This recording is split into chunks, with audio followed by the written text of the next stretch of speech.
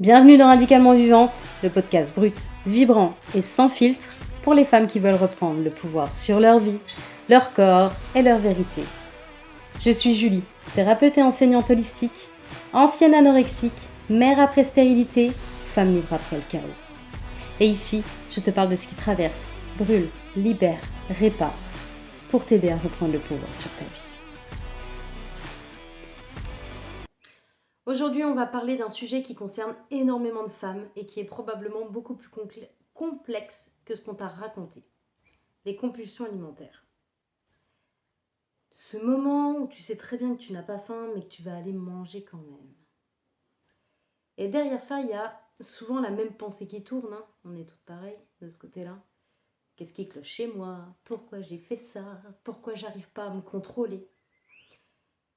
Et si je te disais que la vraie question, c'est pas pourquoi tu manques de volonté, mais pourquoi ton système nerveux a besoin de manger pour se réguler? Parce que oui, dans énormément de cas, les compulsions alimentaires ne sont pas du tout un problème de discipline. C'est un problème de système nerveux en surcharge. Et quand tu comprends ça, ça change complètement ta façon de te regarder. On vit dans une société obsédée par le contrôle. Contrôle du corps, contrôle du poids, contrôle de l'alimentation. Mais derrière cette obsession du contrôle, il y a surtout une obsession encore plus forte. La performance. Faire mieux, faire plus, optimiser, se dépasser. Je sais très bien ce que c'est. Je vis là-dedans. On nous apprend très tôt que notre valeur, elle dépend de notre capacité à performer, à être productive, à être disciplinée, être irréprochable. Et cette logique, elle finit même par s'infiltrer dans ta relation à la nourriture. Elle s'infiltre partout. Manger devient un terrain de performance. Bien manger, ne pas craquer, être forte. Et qu'est-ce qui se passe si tu n'y arrives pas? Tu crois que tu es faible. Sauf que, encore une fois, c'est pas un problème de volonté. Le problème, c'est qu'on demande à un système nerveux épuisé de performer. Un système nerveux épuisé ne peut pas performer. Il cherche à survivre. Et pour survivre, il va aller chercher des stratégies rapides pour redescendre en pression. La nourriture en est une. Et encore une fois, c'est pas une faiblesse, c'est pas parce que tu es faible, c'est parce que ton cerveau, il est intelligent. Et puis après tout, pourquoi ce serait toi le problème? Tu n'y arrives pas. Mais tu t'es pas demandé si cette vision, elle n'était pas complètement à côté de la plaque en fait? Ton cerveau, il n'est pas conçu pour être discipliné. Et c'est pour ça qu'on a besoin de l'entraîner par répétition. Ton cerveau, il est conçu pour survivre. Et quand ton système nerveux, il est stressé, saturé ou en surcharge, il va chercher des moyens rapides de revenir à l'équilibre. Et la nourriture, encore une fois, c'est l'une des stratégies les plus efficaces. La plupart des femmes pensent que le problème, c'est la nourriture. En réalité, la nourriture, c'est juste le médoc que ton système nerveux il a trouvé pour s'apaiser. C'est simple, rapide, pratique. T'as pas besoin d'aller chez le médecin, t'as pas besoin d'ordonnance, non. T'ouvres un placard, pouf, instantané, t'as appuyé sur le bouton plaisir. Bah ouais, parce que manger, ça va activer plusieurs mécanismes biologiques puissants. La dopamine, dans le circuit de récompense. La mastication, qui va stimuler le nerf vague. Et la digestion, qui va activer le système parasympathique. En bref, ton corps il reçoit plusieurs signaux de sécurité d'un coup. T'étais en PLS et là, pouf, tu viens de prendre une rafale de sécurité. Tu te sens bien. Et le nerf vague joue un rôle central dans cette régulation. Et je le rappelle, le nerf vague, il est activé par la mastication. Bon, ces mécanismes, ils sont bien documentés en neurosciences, surtout dans les travaux sur les circuits de la récompense et de la régulation émotionnelle. Donc en fait, quand tu manges en compulsion, ton cerveau, il déconne pas. Il essaie juste de te réguler, de la manière la plus simple, rapide possible. Mais pour comprendre ça, il va falloir qu'on parle quand même d'un truc simple. Ton système nerveux. En fait, ton système nerveux, c'est le chef d'orchestre de ton corps. C'est lui qui décide si tu es en sécurité, stressé ou complètement dépassé. Et les travaux, j'ai du mal, ça y est. Les travaux de Stephen Porges expliquent bien ça avec la théorie polyvagale. Ton système nerveux, il scanne en permanence ton environnement pour savoir si tu es en sécurité ou non. Et quand ton système se sent en sécurité, tu peux réfléchir, tu peux écouter ton corps, tu peux sentir la faim et la satiété. Mais quand ton système nerveux est en surcharge, tout change. Ton cerveau ne cherche plus l'équilibre parfait. Il cherche une solution rapide pour redescendre en pression. Et manger fait exactement ça, bien sûr. Parce que manger active le circuit de récompense dans ton cerveau. Ça libère de la dopamine. Ça donne une sensation immédiate de soulagement.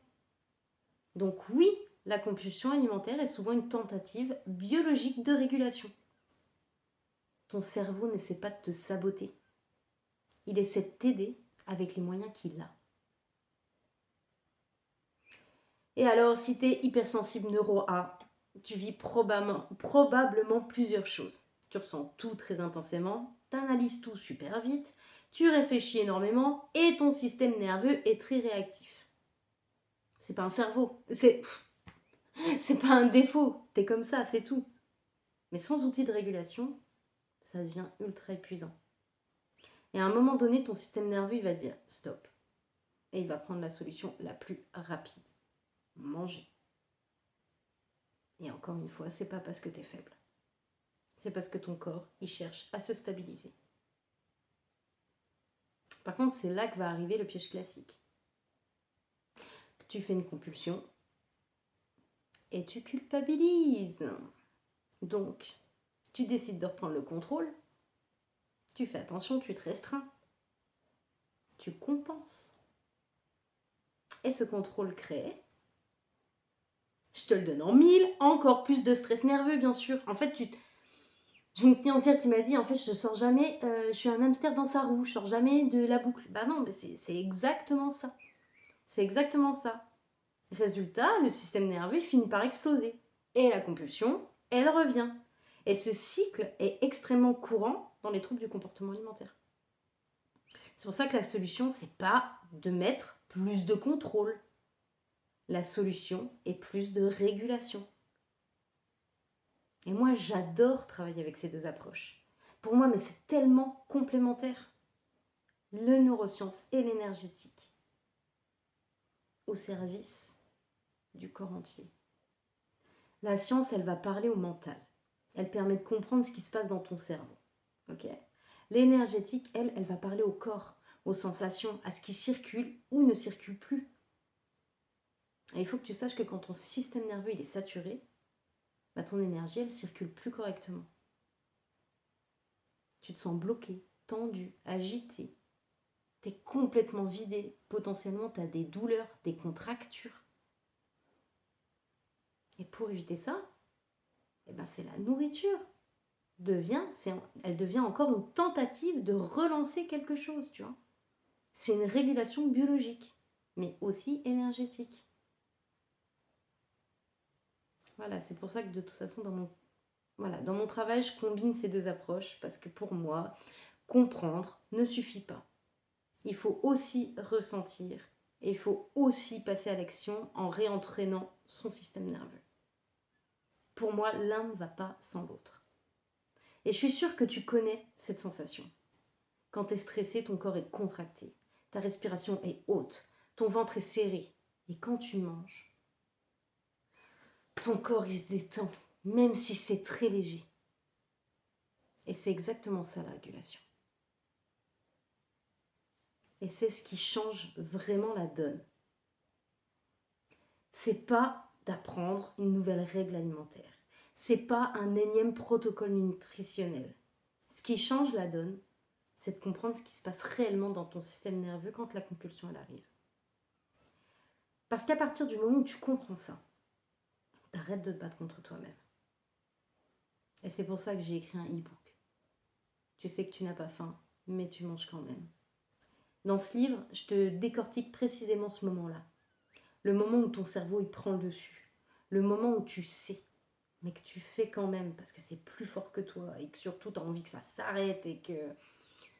Tu sais, enfin là, quand j'ai eu l'image de ma fille où je viens de lui dire 40 fois non pour faire un truc et qu'au bout d'un moment, j'en ai tellement marre, je lui dis, vas-y, fais-le.